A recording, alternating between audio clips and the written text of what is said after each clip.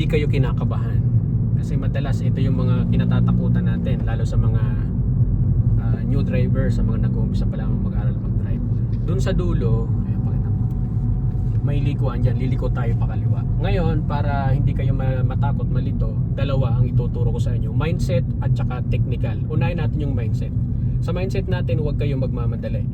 Huwag kayong magmamadali. As in, babagalan nyo lang, yun yung isa-set up nyo sa mindset nyo. Pangalawa, technical, kailangan gagamit kayo ng first gear. So bagalan nyo na dito, naka-mindset na sa inyo, bumagal na kayo, tapos ilagay nyo sa first gear, pinakamabagal, di syempre gagamit kayo ng signal. Ngayon, kung busy ang kalsada, mahalaga dito nga na mabagal. So babagalan natin habang lumiliko. Then titingin kayo kaliwat kanan para safe kayong makaliko at hindi kayo makaabala sa flow ng traffic. Ayan, ganun lang kasimple lumiko. Kailangan bagalan nyo, i-set up nyo sa isip nyo, mabagal kayong liliko, huwag kayong magmamadali. Kasi the more na nagmamadali kayo, doon kayo matataranta at hindi na kayo makakapag-isip ng maayos. So ay mindset, dapat mabagal habang lumiliko. Then technically, gagamit kayo ng first gear kung naka-manual transmission.